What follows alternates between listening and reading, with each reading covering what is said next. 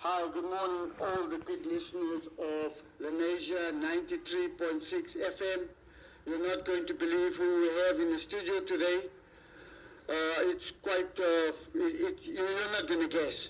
With all the COVID and all those stories plaguing us, we've got someone slightly off the mark with regard to the COVID, but equally important with regards to our community. And we have Miss Adventure herself. To be more precise, Stephanie Brown, that gives a load of her personal time for the upliftment and perhaps the functionality of the SPCA in Sandton.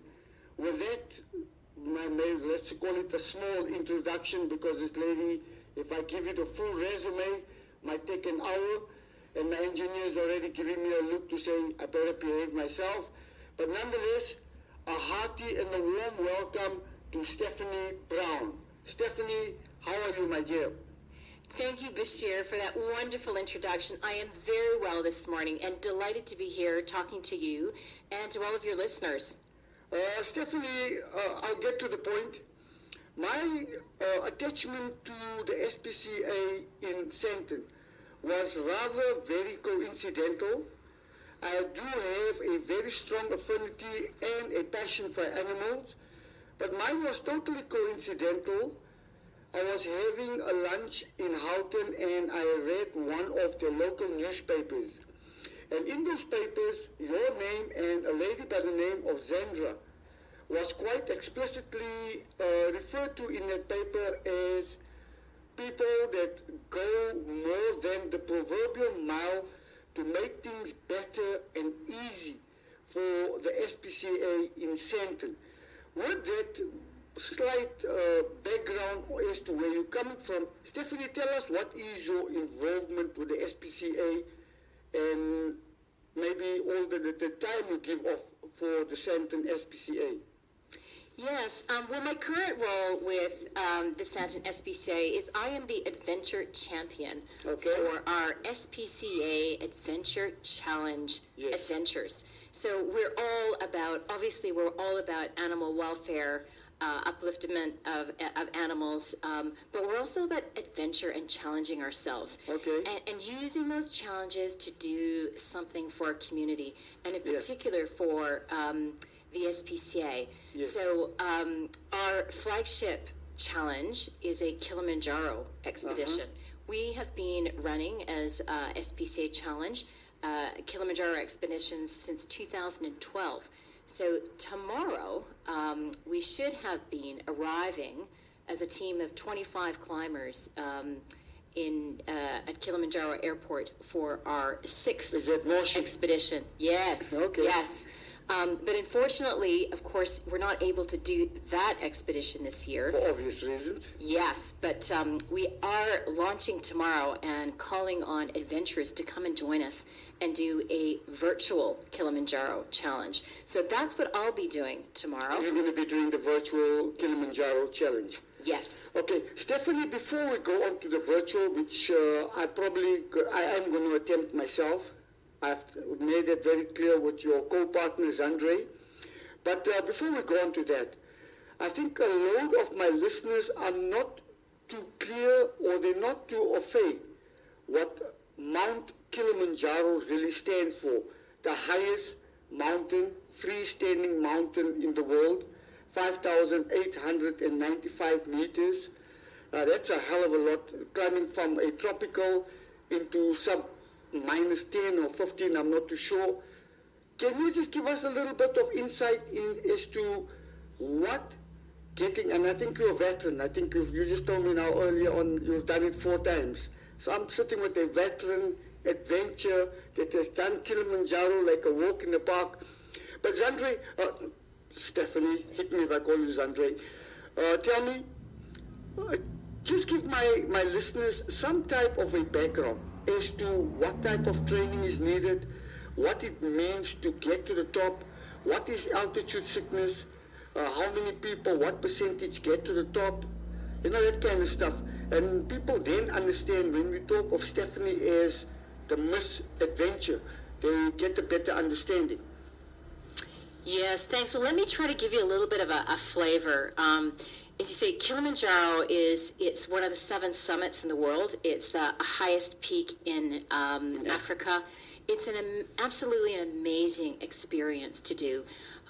You start walking up that mountain in it's tropical vegetation. It's warm, and then as you climb closer to the top, as you say, it gets colder. It gets very dry. And the altitude, you can certainly, you feel that altitude, which means your breathing is harder. But it is just, it's so beautiful to be walking up that mountain in this beautiful mountain range. And the challenge is, and the adventure of it are part of what make it great. So if it was really easy, you'd still want to do it, I think, for the beauty. But because it's so hard, it's just, it's one of the, you get this incredible sense of accomplishment in getting to the top of that summit. You said maybe -10, -15. You can get to summit night is a tough night. Okay. And you can get temperatures just below -20. Sure. Just to give your listeners, a little bit of a feel of when I say it's a real challenge and how tough it is. Yes. Let me tell you a little bit about that summit night. So we arrive at what we call high camp in Kilimanjaro. Okay. Have some dinner, get our gear ready, have a little. Are you already in freezing temperatures? It's cold. It's cold. It's Okay. really cold. Yeah, below zero, and Okay. we're there in tents. But we are as comfortable as we can be. Let me say, Okay. on a mountain. We offer fantastic expeditions from Okay. that point of view. But you have a little nap in the evening, and then we start climbing at about 12 o'clock midnight. So it's dark, and on a clear night, you've just got that beautiful sky with all of those stars. We start climbing at about midnight, and then we just keep going until we get to the summit. And that'll take us between 7 and 9 hours. And I'll tell you, that sunrise, Bashir, there is nothing like a sunrise from the rooftop of Africa. That is, But literally speaking, that is the rooftop. literally speaking, but it is, you're climbing, it's cold, it's dark, and it's steep, and you just have to dig deep and get up that mountain. But it's amazing, and the reward when you get to the top, and the sense of accomplishment is Yes. incredible. Then you have a moment, you have to remind yourself, though, that getting to the top of a mountain is not enough. You also need to get down. So after Is that equally difficult, Stephanie? Well, it's just exhausting after you've climbed all night, and then you need to take your compulsory photos, and then you need to climb back down again. And then we climb about halfway down the mountain in one day. So it's a really, really long day, but it's exhilarating. Okay, so your descent. Okay, let's just start. Let's go back to the ascent, going to the top. You can do it in, I think the average is 5 days. The average. You can do it any number of days. Yes. So I've done a 5-day, a 6-day, and a 7-day climb. Okay, which was the easiest, Stephanie? Well, you know what? I'm going to say which is the best. Okay. Because some people choose to do it in 10 days. 5 days is really the minimum. So my climb is, I like 7 days, and that's what we do with our team of Okay. 25 climbers. And your percentage success rate on that? We get, everybody out of 25, we get about 23, 24. Oh, Sometimes that's 25 will brilliant, get man. up It's there. a 95% success rate. That's excellent. Yes, and our measure really is to get everybody home safely.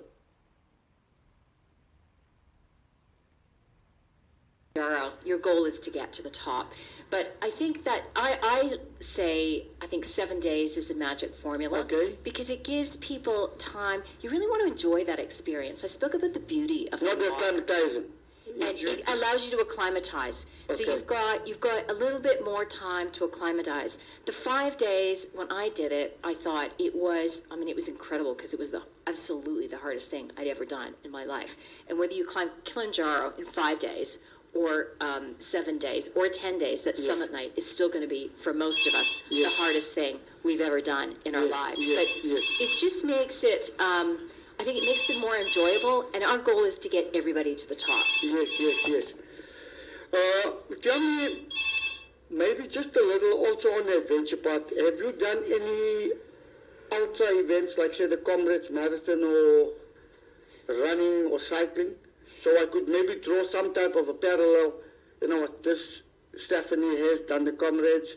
Some say the Comrades is far more difficult than the Kilimanjaro. Then I probably am sitting in the midst of someone that has done both.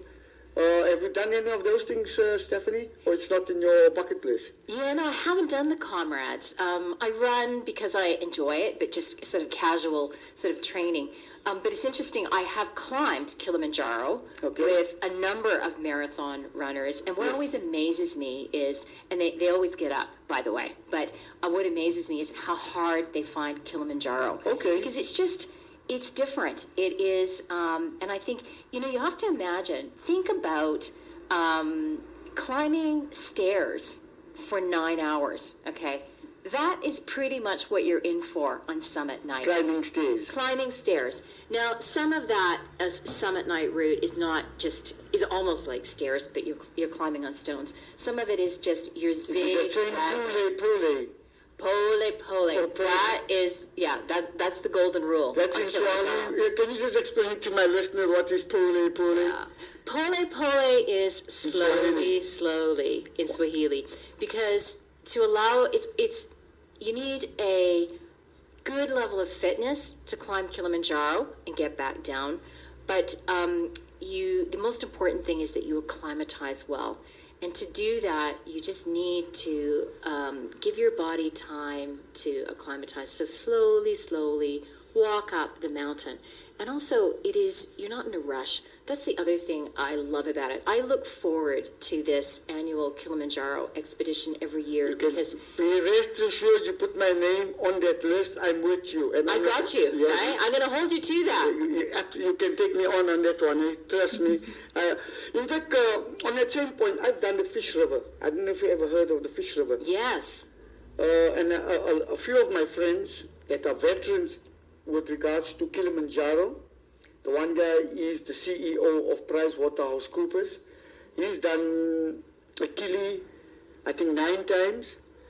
And he's done Mount Everest, sorry. He's done Everest a few times, Base Camp 3. That's a little higher than 8,985 meters, which is he reckons it's quite a tall order. Yes, absolutely. Now, I must say, Everest Base Camp is on my bucket list. I'm not sure I'm going to get up Everest, but we do actually have some of our adventurers have climbed Everest. So the leader of our expedition is Sean Disney, and he is the kind of an ultimate adventurer. So he's the class captain of your program at the SPCA? Yeah, he's the CEO of Adventure Dynamics International, and he is our partner. So we engage him to organize our expedition. So he gets us up the mountain. Yes. I am the adventure champion for the SPCA, the SPCA passionate volunteer, and Sean Disney is the mountain man. But he and Von de la Harpe were the first South Africans to do the Grand Slam, which is all 7 summits and skiing to the North and the South Poles. So Sean's a real adventurer, so we're really lucky to partner with him. Sure, that's a tall order. Tell me, Stephanie, your adventure, the difficult exercise it entails getting to Kilimanjaro, to the summit. How do you then translate that to your involvement with the SPCA? And like I've just alluded earlier on, I'm very, very fond of animals. My pastime, I will just take a drive to the Kruger just to be in the Kruger. How do you then translate your challenge to making the lives of animals? They can't bark at us and speak to us and tell us they're feeling cold or they're hungry. How do you then translate your challenge to giving back to the animals? Thank you for that question, because we're all about adventure and challenge, but we're all about purpose and community. And our purpose is to raise funds for animals through adventure. So I always say to people, if you're going to do something as amazing as Kilimanjaro, for example, use that opportunity to raise funds for a great cause. And my cause is the SPCA. So the SPCA Kilimanjaro Challenge is a fundraiser initiated by the Santon SPCA, Yes. Bashir, but we call on anyone who would like to climb Kilimanjaro with us or join one of our adventures Yes. and raise funds with one of our other societies. Yes. So, for example, the Johannesburg SPCA is the society that looks after the Lenasia area, yes, and they do absolutely, a wonderful job Yes. there in Boysons. So we also call upon anyone who would like to climb Kilimanjaro, the real thing. Our next expedition is July 2021, or who would like to join our virtual Kilimanjaro climb tomorrow. starting tomorrow, yes, and raise funds for the Johannesburg SPCA. We'd love to hear from them. Tell me, Stephanie, I'm from education as well. And my personal view is that in terms of the syllabi, life orientation in particular, where we teach kids, children, life skills, my personal opinion is that there is very, very little or an absolute negligible amount that has been done in terms of educating our pupils on the care for animals. And I have spoken to the Boysons one a few times to say, you know what, maybe I'm a bit rough. I'm actually pretty disgusted. When I say rough, I'm actually very, very annoyed that there aren't enough intelligent programs that are run by the SPCA and that are channeled through the education department, where we just make our children far more associated to animals in terms of care, etc. There are so many parents that will just buy kids a gift, a dog, a cat, a bird. They play with it probably for a month or so, and that's it. They're tired of it, and what happens thereafter, they're not really interested. Tell me, can you maybe expedite a type of an education program, and I don't mind assisting, Stephanie? Can you do that? Well, we'd love to talk to you about that because I so agree with you. There is so much more that needs to be done around education to animals, and you know, I think it's continuing that education about what their needs are. And as you say, it's not when you adopt an animal, it is for life, and you need to look after them like Yes. you would look after a family member. One of the things I would like to just mention about SPCAs is what makes us play a very important role in the animal welfare sector. So people often think about our animal shelter, and SPCAs stand out because they can never turn an animal away. We will take in any animal. It's not just cats, dogs. It's any we work animal. absolutely birds, reptiles. But what the important role we play in the sector is through our inspectors. Yes. And our inspectors have a role to educate the public around animals and the prevention of cruelty. But they also have a role to investigate reports of cruelty against animals and will initiate prosecutions against individuals as well. So, I mean, that's a really important role that we play around the protection of animals. But I couldn't agree with you more around education. But one of the reasons I am involved in the fundraising for the Santon SPCA, and I would like to fundraise more broadly for the work of SPCAs, is because it is so important that we have the resources to do all of these things. So, I mean, we'd love to have a fantastic national education program in all of the schools, Absolutely. online. But all of this requires funding. So that's the role that I seek to play. Look, people said, I would think a reasonable amount as a target per annum, that's R1 million. That's your target. And I think all of that is then redirected or channeled back to the Santon SPCA. Tell me, if you say that finance is the crux on which you guys can develop into maybe a more functional, a better organization, people like the Lotto, do they not come to our assistance? Maybe it's just a small amount. Let me just talk about fundraising generally, and then I'll just touch on Lotto. So I think so. Our goal as the SPCA Adventure Challenge is to raise R1 million a year. Yes. We have raised in 1 year so far. Our biggest year was 600,000, but we're looking to grow that through looking for corporate sponsors and partners, events, webinars, and broadening our challenges. So we've got our flagship Kilimanjaro challenge, which is an annual expedition, and we're looking to add more local challenges next year around South Africa, and also some of our virtual challenges. But that's a big goal. So, and this year I will be just very sort of transparent with your listeners. We're not going to get anywhere near that. It is, as everyone knows, it is a really, really tough time. This pandemic has hit everyone. Our fundraising has been disrupted. So we're really working hard to show people what we do and invite them to support all SPCAs around the country that need support more than ever during this time. Lotto does provide funding for SPCAs. I think there was a period that I think animal welfare was not one of their sectors. No government subsidies attached to it. No, we are entirely funded by members of the public who support our work, and by our own fundraising events. Stephanie, this might quite startle you when I talk of an education for the general public. In America, they will still do allow the import of exotic pets. So a couple of years ago, people were allowed to bring anacondas. Then obviously the anaconda outgrew the household space. They then became dangerous to have in the house.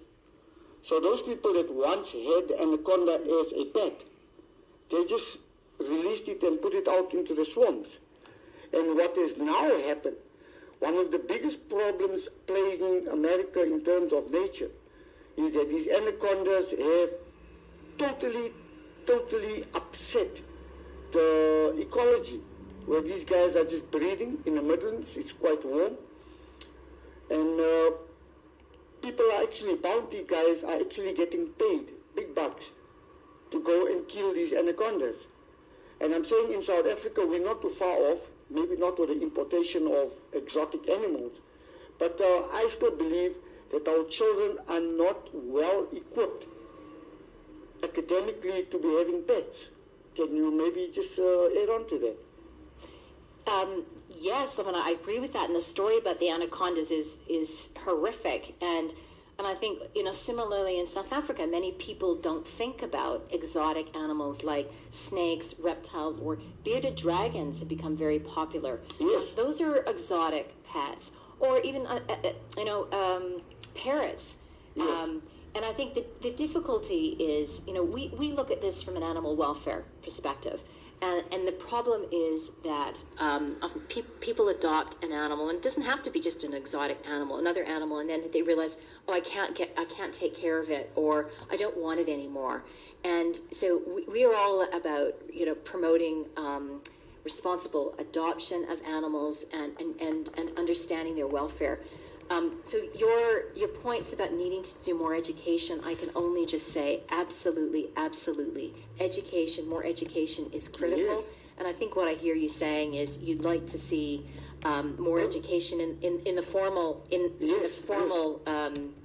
sector for And one day, I'm children. telling you, I hold myself to it. I am willing to run that extra mile for the SPCA. I can help them to run these programs.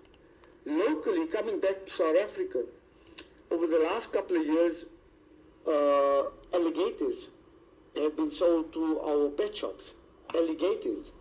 And then obviously after 2 years, when that thing has outgrown the tank or whatever, the people just put it into any river or dam they find. And that's now extremely dangerous. Absolutely. And education is the key to, And to come going back stopping to that same point, Stephanie, education is ultimately the key. Stephanie, coming back to your virtual Kilimanjaro, and I think this is in essence why I got you here. Tell my listeners exactly how they could get involved with the virtual Kilimanjaro, meaning go to a stadium, go to a riverbank, a nice incline, or whatever it might be, a hill near your house, and clock in. I think you can do it. It's over 5 days. Maybe you should give us the insight. Oh, you're doing well there, but let me come in. So it's a virtual Kilimanjaro climb, and so what is unique about our challenge is we're saying try to do it up, right? So, because Kilimanjaro, you're climbing up a mountain. So we encourage people to do 10,000 steps a day somewhere in their own neighborhood. You can do it even in your home, but 10,000 steps up if you can do that. So I am going to be doing my 10,000 steps up, running around my neighborhood in Parkhurst. Okay. I know people don't usually think of Parkhurst and Stanton as having big hills, but it's got So just tell me on that, how are you going to measure your 10,000 steps going up in Parkhurst? So I'm going to measure my steps by using the Pacer app. So we encourage people to download either the Pacer app or the Strava app and join our group on those apps. Okay. And that'll measure your steps for you. Mm-hmm. But, it's really, Bashir, it's really about fun and challenging yourself. Sure, 100%. So whatever challenge is for you, but also using this virtual Kilimanjaro opportunity to help us with our fundraising. So I've been busy asking friends and family to support my challenge and looking to raise funds for the Stanton SPCA. Okay, so assume I want to do the virtual Kilimanjaro. I need to take my family with as well. Is it just accumulating that average of 10,000 steps per day times 5 days? Or on a flat surface in a park where it's relatively just cushy? Or should I then strive to make part of my challenge, there must be a hill or a mountain? Is there any specifics, or is it just broad? It's broad. We encourage people to sort of, our motto is look up to the challenge. So we look people to try to do 10,000 up, even if it's sort of up a slope or a hill in your neighborhood. But you don't have to do that. So whatever is a challenge for you, define your challenge, tell your friends about it, tell your family about it, and say, I'm going to do this over the next 5 days, 18th July to 22 July, and please sponsor my challenge and help me raise funds for the Stanton SPCA. Is there any address or a phone number my listeners could phone to enter your virtual challenge? Yes. First of all, they can email us on ask at at SPCA Adventure Challenge, all one word, .com. You can also follow us on Facebook. Okay. Or go to our webpage. Okay. www.spcaadventurechallenge.com.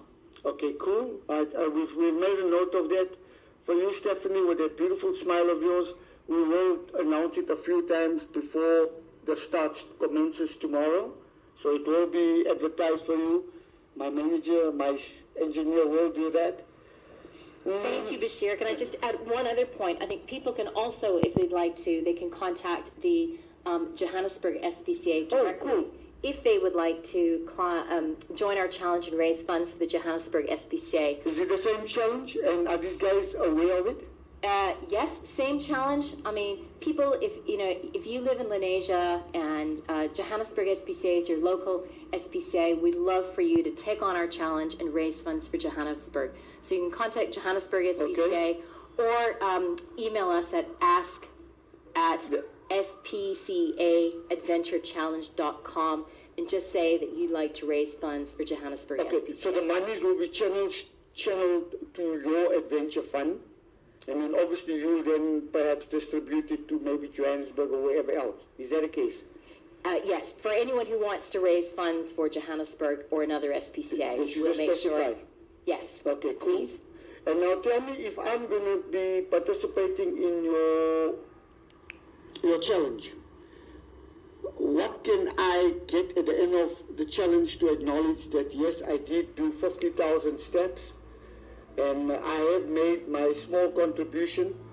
And I make mention of this specifically because for the school pupils, it's important that they have a certificate or some type of proof that they have given some type of social give back. So is there some type of an acknowledgement, a small medal, token medal or anything coming from the Sandton SPCA? Yes, so we're entirely virtual in these times. So Yes.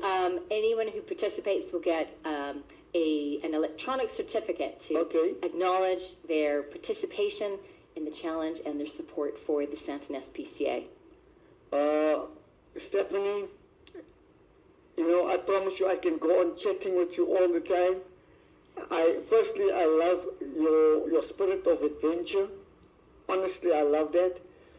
And also importantly, that you can give off so much of your personal time for animals. It's just commendable.